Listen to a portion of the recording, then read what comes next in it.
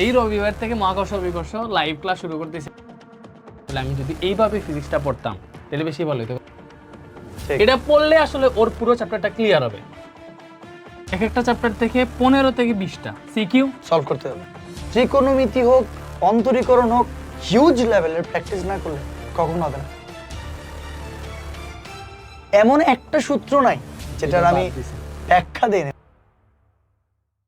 Hello, আসসালামু আলাইকুম everyone, কি অবস্থা আপনাদের সবার? আজকে আমি একজন স্পেশাল গেস্টকে আমার সামনে নিয়ে আসতে যাচ্ছি।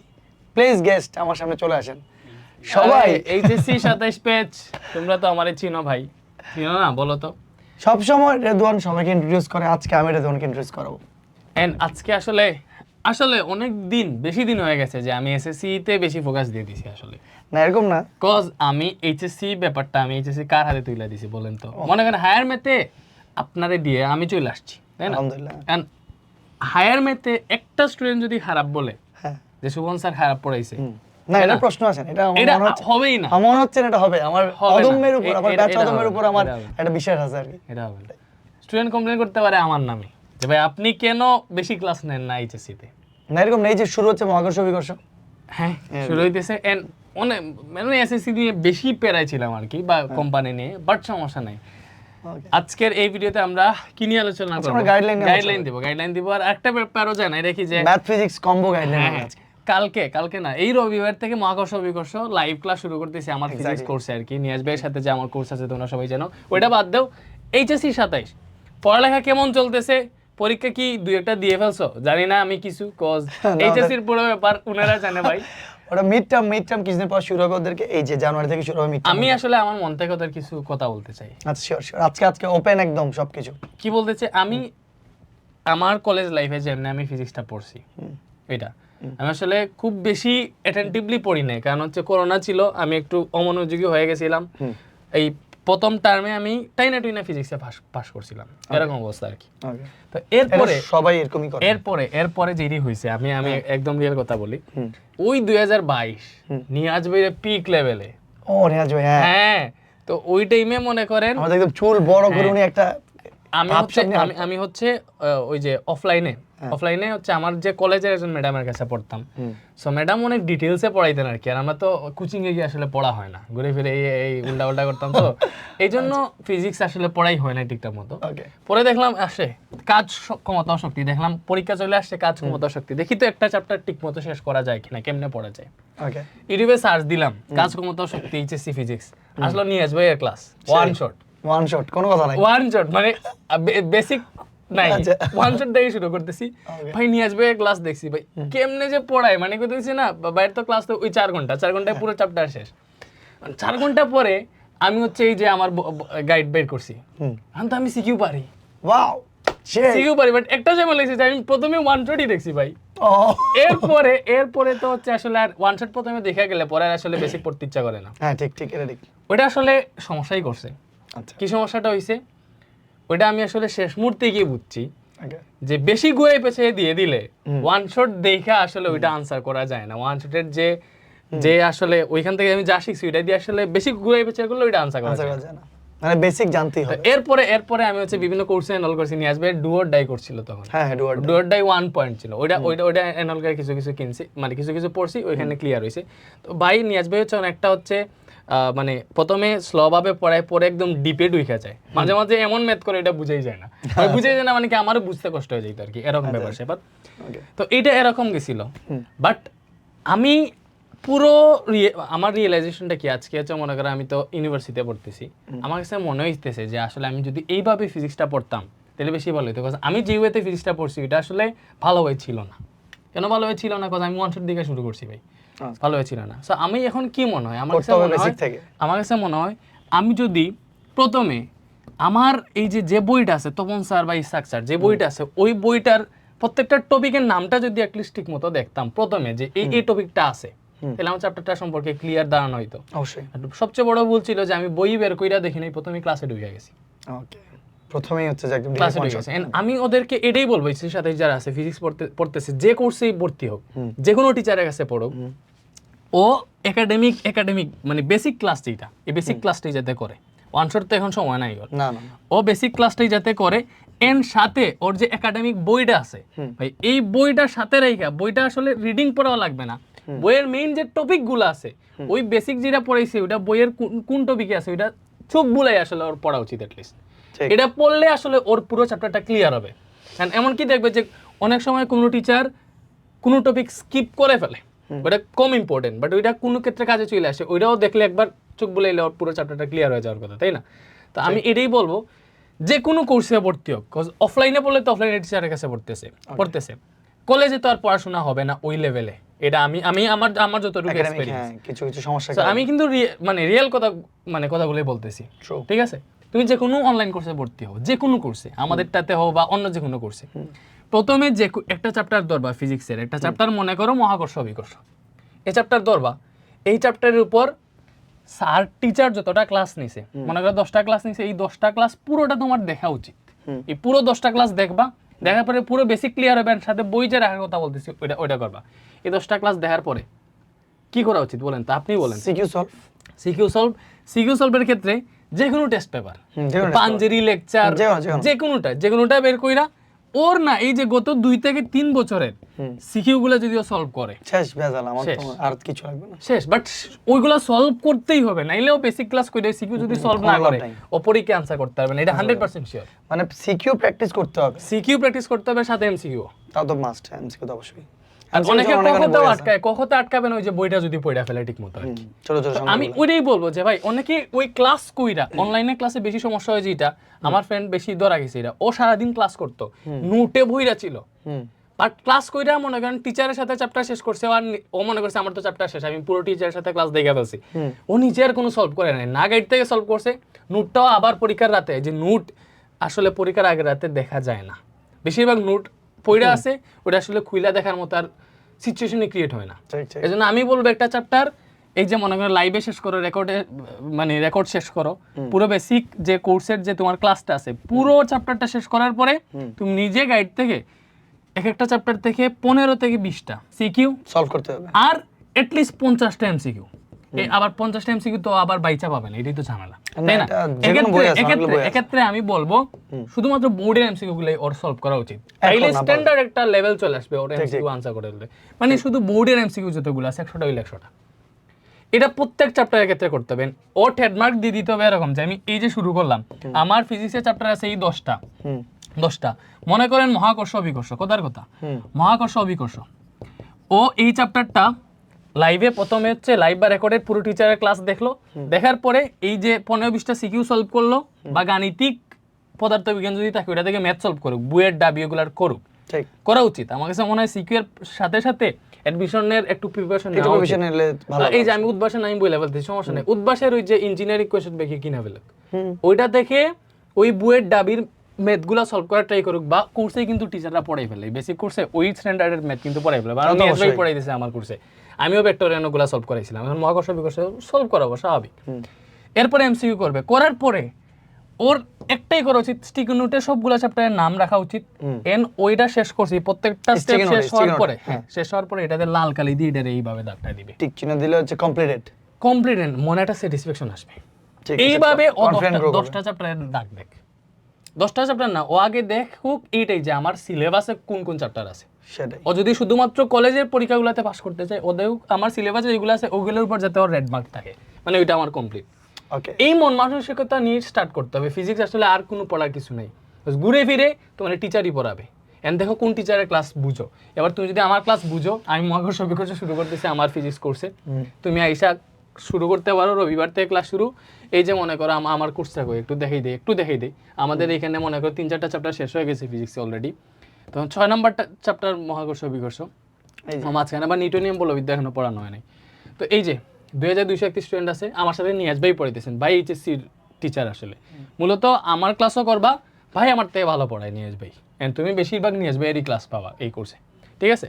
আমি হয়তো 4টা চ্যাপ্টার পড়াবো, নিয়াজ ভাই 6টা চ্যাপ্টার পড়াবে, এটা গেল। ভাই আপনি হায়ার ম্যাথটা কেমনে পড়া যায় আপনি বলেন এবার। হায়ার ম্যাথ হচ্ছে যে হায়ার ম্যাথে তো অলরেডি আমি আমার ব্যাচ অদম্য নিয়ে বলি একটু, আমার ব্যাচ অদম্যতে ম্যাট্রিক্স নির্ণয় শেষ, সরলরেখা শেষ, বৃত্ত শেষ, তারপর হচ্ছে যে ত্রিকোণমিতি তো ষষ্ঠ সপ্তম 2টা চ্যাপ্টার নিয়ে তৈরি, ত্রিকোণমিতি ষষ্ঠ অধ্যায় শেষ, সপ্তম আমি অধ্যায় দেখছি শুরু ভাই, হচ্ছে। আপনার লাইভে হচ্ছে অনেক স্টুডেন্ট থাকে, মানে RMH এর আমার সবগুলা কোর্সে সবচেয়ে বেশি লাইভে কনকারেন্ট ভিউয়ার আপনার বেশি থাকে। দেখ আলহামদুলিল্লাহ। সো না ব্যাচ যদিও আমি লাইভ ক্লাস নেই নেই, আমি লাইভ ক্লাস নিলে আপনার রেকর্ড ভাঙিয়ে দিব ইনশাআল্লাহ। না না ওটা কিন্তু হবে না মনে হচ্ছে। না, হবে, আচ্ছা, হইতেও হবে। পারে। তো আমার হচ্ছে যে এই ব্যাচ অদম্য হচ্ছে যে ভালোই চলতেছে আলহামদুলিল্লাহ, এবং তারা খুবই রেসপন্সিভ, সত্যি কথা। তারা জেনুইনলি হচ্ছে যে একটা ব্যাচকে আমার মনে ওন করছে, এবং তারা হচ্ছে যে এখানে যথেষ্ট সুন্দর ফিডব্যাক দেয়। আর এমএইচের গ্রুপের মধ্যে হচ্ছে তারা নোট শেয়ার করে, প্রত্যেকটা নোট আমি দেখি, চেষ্টা করি কমেন্ট রিপ্লাই দেওয়ার।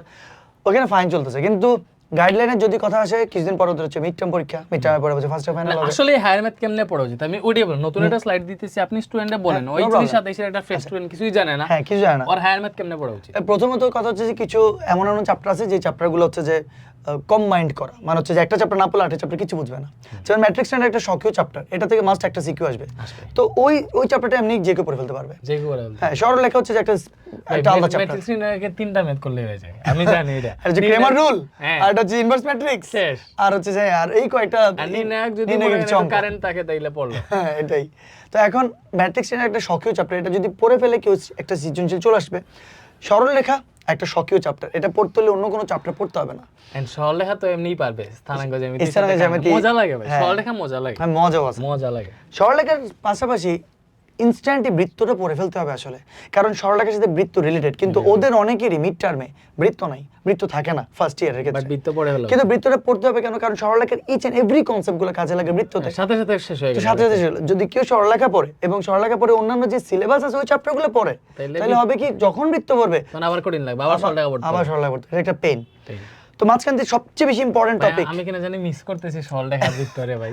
এটা সরলরেখা খুবই মজার, আমি এই শেষ করে বৃত্তর যে ফেলছি। ইয়েগুলা আমারে পড়াইছিল হচ্ছে যে আমি প্রাইভেটে পড়ছিলাম, ফয়সাল ভাই পড়াইছিল অফলাইনে, আচ্ছা। সেই মজা লাগতো। ওই যে x square plus y square plus 2gx plus 2fx plus c equal to 0 সেই ভালো লাগে। হ্যাঁ, অনেক জোস। আচ্ছা, যাই হোক। তো বৃত্ততে হচ্ছে যে বৃত্ত আমি অলরেডি বৃত্ততে হচ্ছে যে ওদের 10টা ক্লাস নিয়েছি। আপনার সরলরেখা কয়টা ওদের চ্যাপ্টার শেষ হয়েছে? ম্যাট্রিক্স, চারটা চ্যাপ্টার, ম্যাট্রিক্স, বৃত্ত, ম্যাট্রিক্স, বৃত্ত, সরলরেখা, সরলরেখা, ষষ্ঠ ত্রিকোণমিতি, ষষ্ঠটা। ষষ্ঠ। হ্যাঁ, ষষ্ঠ সিরিজ।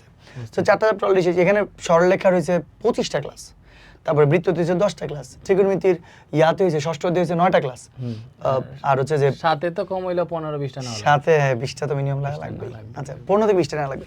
তো এখন ওদের সবচেয়ে ইম্পর্টেন্ট টপিক হচ্ছে যে পুরো ফার্স্ট পেপারে আমার কাছে পার্সোনাল যেটা মনে হয় সেটা হচ্ছে ত্রিকোণমিতি। ত্রিকোণমিতি হচ্ছে লবণের মতো বা আলুর মতো।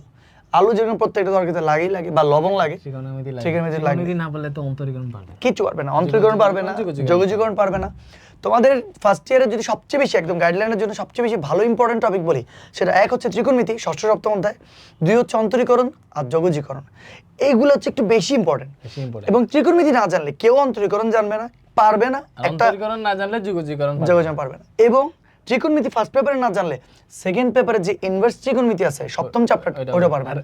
ত্রিকোণমিতি পারলে ওই চ্যাপ্টার পড়াই লাগে না, পরে একবার লাগবে দেখলেই না। হয়ে যায়। হ্যাঁ, ত্রিকোণমিতির সবগুলো সূত্রগুলোকে আবার ইনভার্স উল্টা, করা হয়েছে, উল্টা, উল্টা।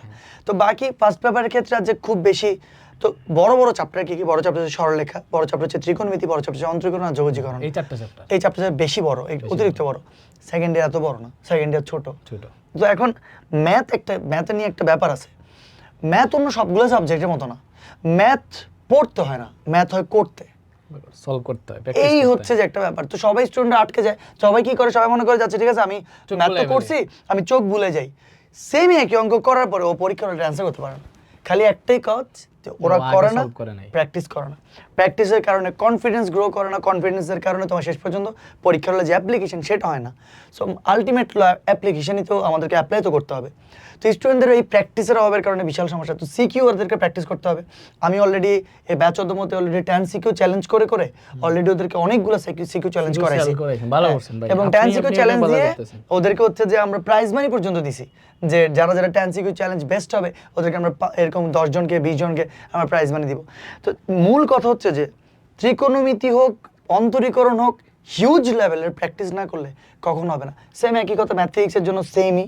ফিজিক্সে যেরকম সিকিউ সলভ করতে হবে এবং 10-12টা করে সে যদি নোট করে ফেলে, তার কাছে যদি নোট থাকে, পরীক্ষা হলে যাওয়ার আগে কি করবে, সে ওই সিকিউটা প্রথমে সলভ করবে, তারপরে যে কোনো বোর্ডেরগুলো ধরে ধরে ধরে সলভ করে ফেলবে।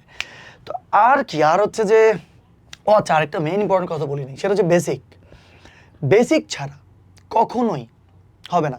মানে বেসিক হচ্ছে এমন একটা জিনিস যেটা দ্বারা তুমি অথবা ইন্টার কোনো না কোনোভাবে চলে যেতে পারবা, কিন্তু তুমি অ্যাডমিশন কখনো তুমি কভার করতে পারবা না। আর বেসিক হচ্ছে যে স্ট্রং না হলে, যেমন অনেকেই সূত্র পড়ে যে সাইন মাইনাস থিটা মানে মাইনাস সাইন থিটা, কস মাইনাস থিটা মানে আবার প্লাস কস থিটা। বুঝলে সেই মজা লাগে ভাই, চতুর্ভাগে যে cos পজিটিভ। হ্যাঁ, কেন পজিটিভ সেই জিনিসগুলোই হচ্ছে জানতে হবে, যে সাইন এ প্লাস বি মানে সাইন এ কস বি প্লাস কস এ সাইন বি, সবাই মুখস্থ করে ফেলে একসাথে, টানা 20-22টা সূত্র টান দিয়ে মুখস্থ করা যায়, কিন্তু সাইন এ প্লাস বি মানে কেন সাইন এ কস বি প্লাস কস এ সাইন বি, সেটা জানার মধ্যে যে একটা স্যাটিসফ্যাকশন, যেটার মধ্যে একটা মজা, সেটা আর অন্য কিছুর মধ্যে নাই। সো আমার মনে হয় বেসিকটা বুঝে বুঝে পড়লে এরপর ম্যাথ সহজ লাগে, এরপর করতে করতে প্র্যাকটিস হয়ে গেলে ম্যাথের মধ্যে যে কারো দক্ষতা চলে আসে। এটা হচ্ছে সবচেয়ে বড় আলটিমেট গাইডলাইন, যে তুমি আগে বেসিক পড়বা, বেসিকের পর হচ্ছে তুমি বইয়ের উদাহরণ করবা, উদাহরণের পরে অনুশীলনী প্র্যাকটিস করবা, এরপর সিকিউ সলভ, এরপর এমসিকিউ সলভ। কম বেশিগুলো সবাই জানে, কিন্তু একটা প্যাটার্ন আছে, কিন্তু এই প্যাটার্ন না করে যদি কেউ পরে তাইলে ওর বেশি সময় ওর লাগবে। বেশি সময় লাগবে এবং বুঝবে না। গুছাই ফেলছেন। হ্যাঁ, আমরা বুঝাই ফেলছি। ওইটাই মানে ওর ঘুরে ফিরে টিচারের কাছেই পড়তে হবে। হ্যাঁ, এটা মাস্ট, যে কোনো টিচারের কাছে পড়ুক, তা তো পড়তে হবে। তো আপনার রিভিউ তো সেই লেভেলের, যদিও জানি অনেকে বলে আমার ফ্যান হয়ে ঢুকছে করছে, এখন আপনার ফ্যান হয়ে গেছে। এটা আমার অনেক বেশি ভালো লাগছে, বিকজ আমি আলহামদুলিল্লাহ চাই এইচএসসি টা আপনারা লিড করেন, ইনশাআল্লাহ পারবেন। ওই যে ব্যাচ মোটামুটি 13 স্টুডেন্ট অলরেডি এটাতে এখন এনরোল করে ফেলছে। এন্ড ওরা ডেমো দেখতে পারবে। ওদের একটা কথা বলি যে শুভন স্যারের ম্যাথ আসলে স্যার কেমনে পড়ায়, ওইটা তুমি তো ম্যাট্রিক্স নিয়ে পড়া ফেলছো, তাই না স্যার? এখন ডেমো নতুন কোনো চ্যাপ্টার আপনার দেওয়া উচিত। হ্যাঁ, দিব। আমি সরলকে ওয়ান শট দিব। আচ্ছা, ওকে, ওয়ান শট as দিয়ে soon as possible। এখন আমি দেখাই আরএমএইচ সার্চ করে তোমরা একটু যাইয়ে তো, তুমি শুধু ওই জায়গা থেকে, এই যে আরএমএইচ এটাই তুমি ওই জায়গা থেকে কি করবা, মেবি ওই যে এই যে ম্যাট্রিক্স নিয়ে নাক, এইটা একটা কাজ করে শেষ তো ওইটা সিকিউ সলভিং ক্লাসটা একটু দেখে ফেলো। হ্যাঁ, স্যার কেমনে সলভ করাইছে, বা স্যারের যে কোনো একটা লেকচার তুমি যেটি মনে করো একটু কনফিউশনে আসো বা পারো, দেখো ওইটা স্যার কেমনে পড়াইছে, আরো বেটার হইতে পড়াইছে কিনা, বা স্যারের স্টাইলটা ভালো লাগছে কিনা। যদি ভালো লাগে তুমি কোর্সে ভর্তি হতে পারো, এটাই আমি বলবো। অ্যাডভারেজ তো আসবেই, অ্যাডভারেজ এমন একটা ব্যাপার। যে কোনো ক্লাস দেখো। So I'm writing an essay. কি একটা পেইন। থাকো অ্যাডভাইস আসবে। আচ্ছা, চলে আসে এগুলা লেকচারে 81 এই 90 লেখছি, এই কোয়ালিটি দেই ঠিকমতো। কোয়ালিটিতে 720 দিলে ভালো হবে, আর মনে হয় সাউন্ড একটু কমে দিলে বেটার হবে আরো। আচ্ছা, 7+3 9+2 এরকম করে লিখতে পারো। এটা ছাড়াও আরো অনেক মজার মজার টপিক ছিল আসলে, যেমন ইনভার্স ম্যাট্রিক্সের টপিকটা, এই তখন আসলে আমার ভিডিওতে লাইট সেটআপটা ঠিক ছিল না। তো একটা কথা বলি, এটা একটু ইয়া করি। একটা যে টপিক আছে তোমাদের ইনভার্স ম্যাট্রিক্সের টপিক, যে টপিকটা হয়তো বা সবাই কম বেশি পড়ে, 2/2 আকার ইনভার্স ম্যাট্রিক্স। সবাই জানে যে ইনভার্স ম্যাট্রিক্সের শর্টকাট আছে 1/ad - bc, d এর জায়গায় যাবে, ad এর জায়গায় যাবে, বাকি দুটো সাইন চেঞ্জ হবে। কিন্তু কেন চেঞ্জ হবে, বা ইনভার্স ম্যাট্রিক্সের বেসিক কি, তোমরা অনেকে হয়তো এই ব্যাপারগুলো জানো না, যে এই কোর্সটার মাধ্যমে অথবা এই প্লেলিস্টের মাধ্যমে পারফেক্টলি জানতে পারবা, খুব ভালো লাগবে তখন দেখবা। এন্ড যারাই তোমরা হচ্ছে মনে করো যদি ইন্টারেস্টেড থাকো আমাদের কোর্সগুলো ভিজিট করে দেখতে পারো, এট লিস্ট ভালো লাগে কিনতেও পারো যদি মনে করো, কজ আর্কাইভও দেওয়া আছে, তুমি চাইলে যে কোনো চ্যাপ্টারই শেষ করতে পারো। এই ব্যাচ অদম্যের কিছু হচ্ছে যে এখানে তো এনরোল নাম আছে, কিন্তু হচ্ছে যে স্টার্ট লার্নিং এ যদি কোনো দেখা যাইতো, তাহলে হচ্ছে যে বোঝানো যেত যে কিভাবে অ্যাকচুয়ালি ক্লাসগুলো হচ্ছে। আমি কি দেখাবো? হ্যাঁ, সরলরেখার যেমন 25টা লেকচারের যে ব্যাপারটা, আরএম স্টুডিওতে তুমি একটু ইয়ে করো, এই যে ফার্স্ট পেপার কোর্সটার অ্যাক্সেস দাও। এই ফার্স্ট পেপার কোর্সটা দিয়ে দিলে দেখ, আমরা একটু দেখি, সমস্যা নাই। আপনার হচ্ছে দেখি ক্লাস কোয়ালিটি কেমনে। হ্যাঁ, তখন আসলে প্রথমে ম্যাট্রিক্স এর কথা ছিল কি লাইটিং এর একটু ব্যাপার ইয়াদ ছিল, পরবর্তী সব কিছু ঠিক হয়ে গেছে। তো যাই হোক, স্টুডেন্টদের কাছে আসলে ম্যাথ ফিজিক্স আমরা কখনো এরকম করে এক্স্যাক্টলি দাঁড়াই না। আর আমি থাকি কি করব, ম্যাথ আর ফিজিক্স একটা বান্ডেল করি, একটা বান্ডেল হবে। আর আমি থাকি চিরঙে, আমি খুব মিস করি এই রেজান্স মেথড, আমাদের যে অফিস, এটা খুব মিস করি আমি। আসলেই এর জন্য কোনো কথা নেই, যে আমি আগে চাই যে রেদওয়ানের সাথে হচ্ছে যে একটা দাঁড়াই, কোনো না কোনো একটা কন্টেন্ট আমরা স্টুডেন্টের স্বার্থে তৈরি করি, এবং যাতে স্টুডেন্টরা সব কিছু দেখে এটা ভালো লাগে তাদের, এবং তারাও একটা ছোটোখাটো গাইডলাইন পায়। আর তোমাদের যে কোনো সমস্যাগুলো তোমরা আমাদেরকে কমেন্টে জানাবা, যে আমরা আমাদেরকে আরও কতভাবে বেটার করতে পারি। কারণ একটা পারস্পরিক যে সহযোগিতা, সেটার মাধ্যমে কিন্তু সবচেয়ে বেস্ট আউটকাম আসবে। সো আমরা আমাদের পক্ষ থেকে 100% চেষ্টা করতেছি, যেটা আসলে তোমরা যারা ব্যাচ অদম্যতে আছে আমার, বা হচ্ছে যে আমাদের এনামের কেমিস্ট্রির কোর্সে আছে, তারা মেবি বলতে পারবে, সবাই বলতে পারবে ফিজিক্সের কোর্সে আছে, এবং জুনুরায়নও বায়োলজি অসাধারণ করতেছে, অসাধারণ পড়াচ্ছে। জুনুরায়নকে তোমরা সবাই কম বেশি চিনোই। কোনটা দেখাবো স্যার? বৃত্ত যা ইচ্ছা দা, বৃত্ত দেখতে পারে, বা ত্রিকোণমিতি লাস্টের ক্লাসটা দেখি তো আমি একটু, এই যে লাস্টের 10 নম্বর লেকচারটা দেখি, ওয়াচ নাও। এটা একটা 2 ঘন্টা 36 মিনিটের ক্লাস। হ্যালো, আসসালামু আলাইকুম এভরিওয়ান, আমার প্রিয়। আচ্ছা, এবং এই ত্রিকোণমিতির 10 নম্বর লেকচারটাতে আমি একটা জিনিস দেখাই যে এইখানে যে প্রথমে আমি বলি যে sin a + b এর যে সূত্রটা, সেই সূত্রটা আসছে কোত্থেকে তার আগাগোড়া আমি একটা হচ্ছে যে ব্যাখ্যা দিছি। আমি জানি না আসবে কতক্ষণে। এই যে এইটা যেমন এই যে দেখা যাচ্ছে sin a + b মানে sin a cos b + cos n b, ওই সূত্র প্রমাণ করে দেখিস সূত্রের প্রমাণ, প্রত্যেকটা সূত্রের প্রমাণ। এটা ডেফিনেটলি সমকোণ না, অবশ্যই সমকোণ, এটা 90 ডিগ্রি। সাউন্ড মানে থাক ওকে।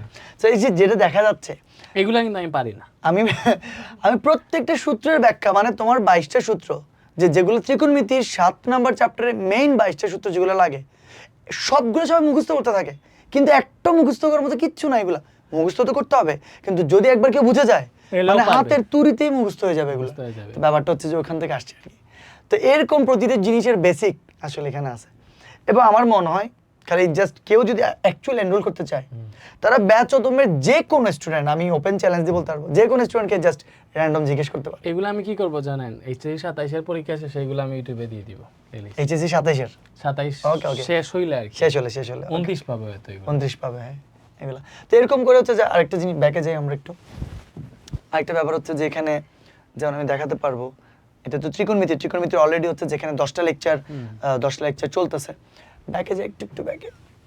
এরপর হচ্ছে যে সরলরেখা আছে, সরলরেখাতে 25 লেকচারস, হিউজ লেকচারে আমি বিলিভ করে দন আমি এমন একটা সূত্র নাই যেটার আমি ব্যাখ্যা দেইনি, মানে যেটার টোটাল পড়াইনি আমি, এমন একটা সূত্র নেই। সিকিউ এমসিকিউ সবই পড়াইছেন? সব পড়াইছে একদম, এমসিকিউ সিকিউ সব। মানে সরলরেখাতে 25টা ক্লাস, 25টা ক্লাস টোটাল সরলরেখা। এটাতে বেশি লাগবেই। হ্যাঁ লাগবেই। আর এই সরলরেখা 23 নাম্বার লেকচার আমার খুব favourite, personal favourite. Personal favourite কারণ আছে, হ্যালো, আসসালামু আলাইকুম এভরিওয়ান। আমার ক্লাসের ফাইনাল, এটা প্রতিবিম্ব টপিক। 3-4 এর ডিরেক্ট প্রতিবিম্ব, তার অপোজিটের বিন্দুটা আর কি, ঠিক অপোজিটের বিন্দু প্রতিবিম্ব। তো এটার অপোজিট শুরু করছে এগুলো, যাক অনেক কষ্ট করে পড়াইছে এগুলো। তো আমার মনে হয় স্টুডেন্টরা অনেক পারফেক্টলি এগুলো বুঝতে পারবে। এগুলো কখনো এভাবে দেখানো হয় না আসলে, না আমাদের অন্য কাউকে। তো আজকে কাজ করেন, ওই যে সরলরেখার ওয়ান শটটা দেন। হ্যাঁ সরলরেখা ওয়ান শট দিব আমি, পুরো একটা সরলরেখা ওয়ান শট বানাচ্ছি আমি, অলরেডি অর্ধেক বানিয়ে ফেলছি আমি, ওইটা হচ্ছে যে পুরো রেকর্ড দিয়ে দিব, আমাদের ইউটিউবে আপলোড করে দিব। সেই sir done sir, final done sir, done final done. Okay, যারা ভর্তি হতে চাও আমাদের ওয়েবসাইট থেকে তাড়াতাড়ি ভর্তি হয়ে যাও। থ্যাংক ইউ সবাইকে, থ্যাংক ইউ। এন্ড ঠিক মতো পড়াশোনা করো। এসএসসির মতো যেভাবে মনে করো শেষ মুহূর্তে কামব্যাক দিছো, এইচএসসি তো এটা অনেকটা কঠিন, প্রথম থেকেই পড়তে হবে, বুঝছো? পড়াশোনা চাইলে যাও। আল্লাহ হাফেজ। আল্লাহ হাফেজ।